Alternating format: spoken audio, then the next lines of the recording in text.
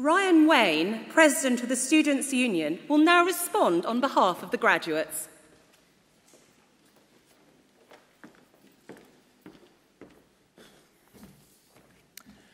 Ladies and gentlemen, before I begin, for the benefit of those unfamiliar with British regional accents, I do have to warn you that my accent is Liverpudlian, so good luck with this. I recommend you buy the DVD. Indeed, my roots do hark back to that wonderful city, Liverpool, famous for the Beatles, football, and somewhat ironically today, when addressing law students, petty crime. Indeed, it was the last of these which led many around me to say, as I was growing up, that one day I myself should be looking to make crime pay. So I did. I became a lawyer. And last year, I graduated with a King's Law degree from this very same building.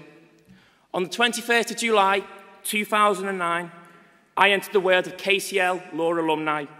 On the way, making the parents proud, even making the sister proud, and most significantly, making myself proud. Today, I urge you all to feel the same. Indeed, it was after last year's ceremony that I ended up speaking with the widow of a lawyer. She was an elderly lady, and she told me of her late husband's noble profession. But she warned me that this very profession was filled with money grabbers and backstabbers. I mentioned to her that I wanted to be a little bit different. I didn't want to be the tokenistic, soulless lawyer who inflicted misery on the lives of others and earned lots of money. Well, maybe that one. But instead, I wanted to give something back.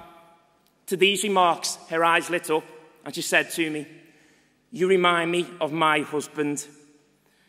You don't look anything like him, though. He was a very handsome man.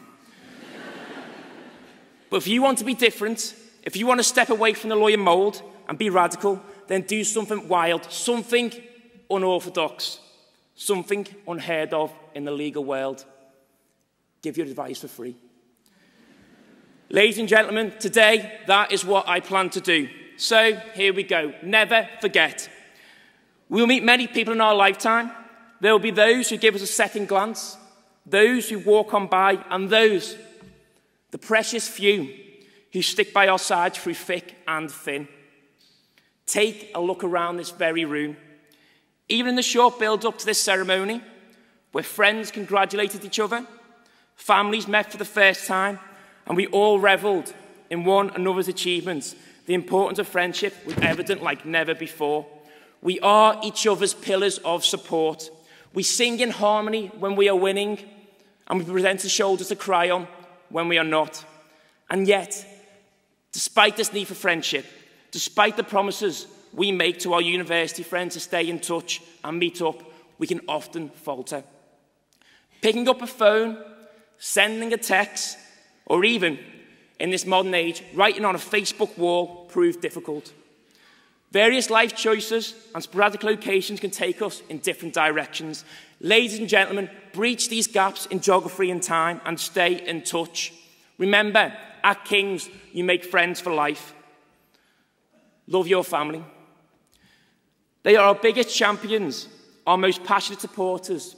And when things are not going to plan, when our downs overtake our ups, they are there, picking up the pieces. However we do define them, holding it all together is our family. We are lucky. Take advantage of the belief, self-worth and love that our families continue to instill in us on a daily basis. There is little in life that comes for free. And even on the days where we are not celebrating, it is those closest to us who champion us. Champion them. This is your life. Make it worthwhile. You are a graduate of one of the single most challenging courses in international academia. You are now lawyers. People will look at you as a beacon of society. As a member of the public, I will look at you as a beacon of society. Do us proud. Like life, our education is a game of give and take. Learning doesn't stop and the wheel will keep on turning. For as long as there are challenges, for as long as legal aid still evades even the poorest, and for as long as there are some children who continue to miss out on an education like ours, textbooks will only go some way to answering the problems. Many of the pages remain unwritten. You can write them. And of course, when we face our own challenges, those that are a little too close to home, perhaps the ones that make us fear, the ones that cause us to panic, or the ones that induce worry, then we must remember, with our friends, families, and of course, ourselves, no hurdle is unmountable, no hurdle is unjumpable. Look to the future. Not only is it natural for us to look forward, but it's also necessary. Don't just dream your dreams, plan them. Everyone in this room has the potential, now further strengthened by the qualifications gained today, to go very, very far in life. Remember, impossible is a word that humanity uses far too much. Join the King's community. Reflect on your time here and ask yourselves, was it worth it? You've invested a lot of time and money into your education. It will have been hard. It will have been tough. And at times, you may have asked yourself, why? But then look to the future. Where will your time at King's take you? Who are the people you've met? And what are the unique opportunities that studying this historic institution has provided you with? And thankfully, our King's experience is far from over. It has only just begun, and I urge you all to carry it on. To do just that, look at becoming an active member of the King's College London Association and continue to enjoy the benefits, joys, and unique experiences that being part of the King's community provides. Now, before I do leave you, and I must say it's been an absolute privilege to speak here today, I'll leave you with two things. Firstly, a thank you must be laid at the door of King's College London. Everyone, from a distinguished academic or professor who gives us their wisdom on a daily basis, all the way through to the cleaner who ensures that our lecture theatres, classrooms and social spaces are comfortable and clean, deserves some acknowledgement for the part they play in our study. Without them, our friends and our family, the many challenges which those of us graduating today have strived to overcome, and indeed have overcame, may well be that little bit harder. Finally, and remember that all good things come to an end, not just this speech, but also the life of a lawyer. One last anecdote is in order. In December 2008, a lawyer sadly died, and he found himself at the pearly gates. He was admitted to heaven.